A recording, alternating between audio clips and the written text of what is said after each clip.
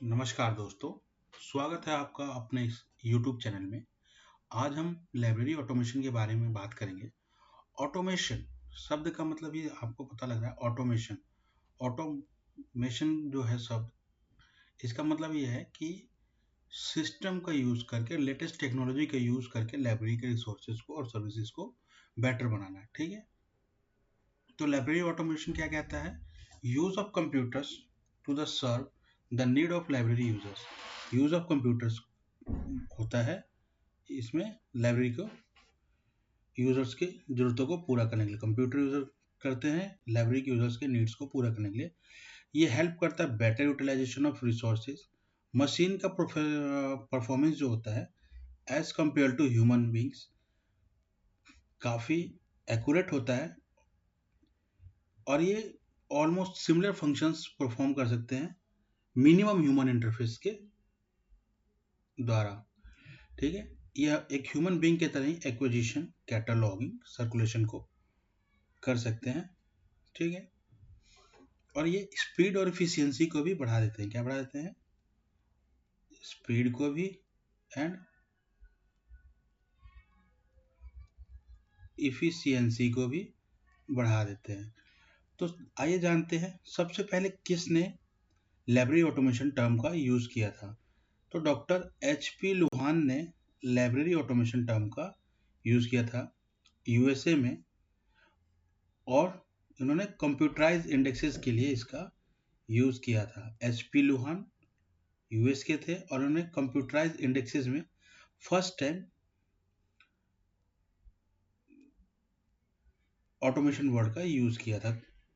ठीक है, तो देखते हैं benefits of library automation. Library automation का बेनिफिट क्या है?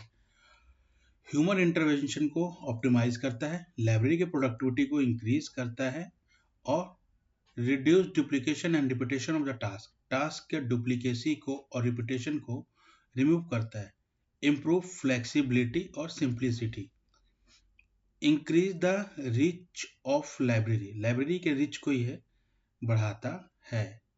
ठीक है, अगर आपके लाइब्रेरी में लेटेस्ट रिसोर्सेज होंगे, लेटेस्ट टेक्नोलॉजी होगी, तो यूजर को हम बेटर सर्विसेज दे पाएंगे।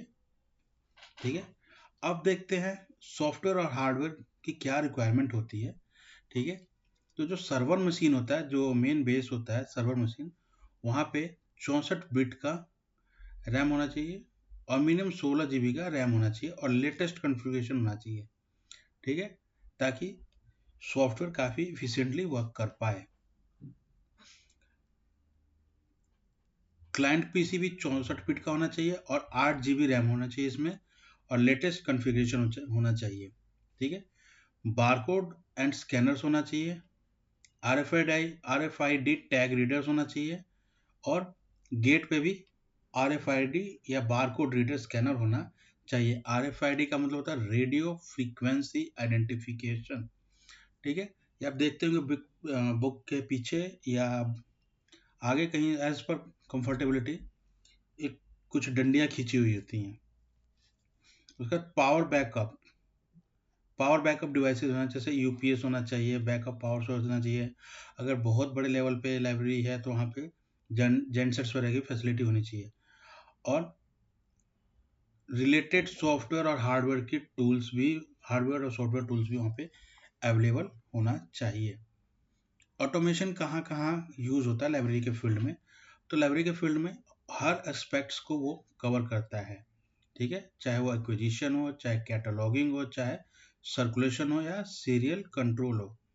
ठीक है, देखते हैं एक्विजिशन में क्या होता है। ठीक है, एक्विजिशन में क्या होता है कि लाइब्रेरी के जितने इंपॉर्टेंट ऑपरेशंस होते हैं वो यहीं से स्टार्ट होता है। एक एसेंशियल पार्ट है इसमें।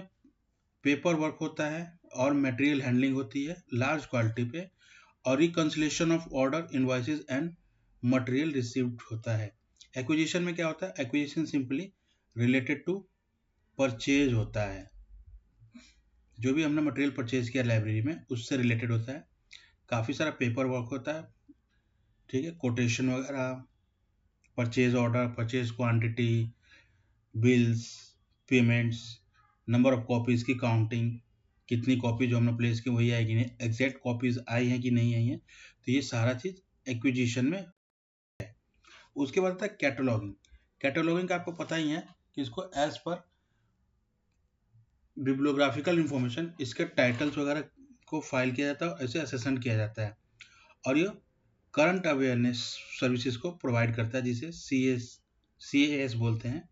इसी के साथ SDA स्टैटिक डेवलपमेंट इंफॉर्मेशन भी प्रोवाइड करता है। Computerise catalogue can be developed as a by product of book ordering system. Computerise cataloguing एक बाई प्रोडक्ट है बुक ऑर्डरिंग सिस्टम का। अगला जो इसका एस्पेक्ट है सर्कुलेशन।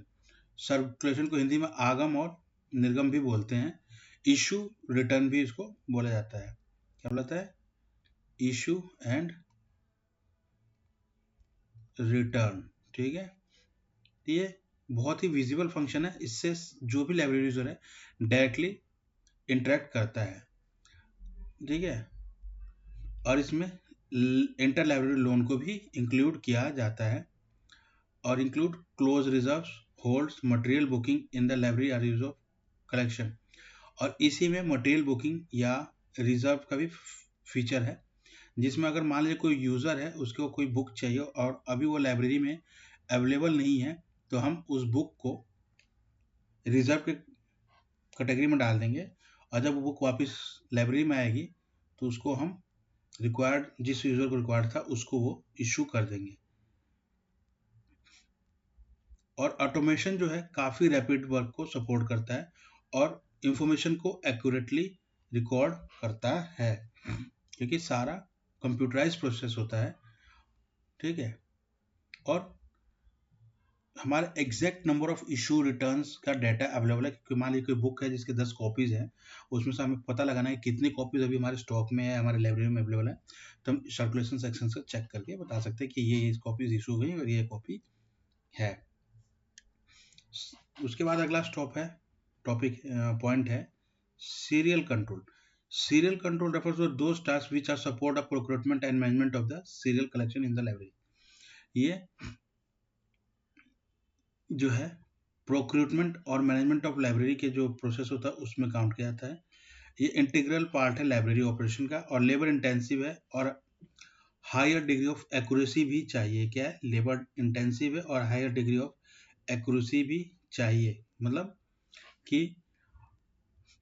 लेबर इंटेंसिव इसलिए है क्योंकि बुक्स आ रही हैं, इशू हो रही, रिटर्न हो रही हैं, तो उनके सारे रिकॉर्ड्स को मेंटेन करना, मैनुअल स्टॉक्स को डिजिटल स्टॉक से वेरीफाई करना, रिकॉर्ड से वेरीफाई करना, और इसमें एक्यूरेसी के साथ काम करना पड़ता है। अगर कोई भी चूक होगी तो हमारा स्टॉक गड़बड़ हो सकता है। Information retrieval system. Automation information retrieval system में भी हेल्प करता है। जैसे कि हम पहले डिस्कस कर सकें, कोई डॉक्यूमेंट चाहिए, कोई सीरीज चाहिए, सीरियल चाहिए, माइक्रोफिच चाहिए, माइक्रोफिल्म चाहिए, तो उसके रिकॉर्ड को चेक, इंफॉर्मेशन को रिट्राइव कर सकते हैं और यूजर्स के साथ शेयर कर सकते हैं। इसका इंपॉर्टेंट फंक्शन है ओपेक सिस्टम, जिसको हिंदी में बोलते हैं online public access catalogue. Online public access catalogue ये लाइब्रेरी को वेरियस मेथड्स के थ्रू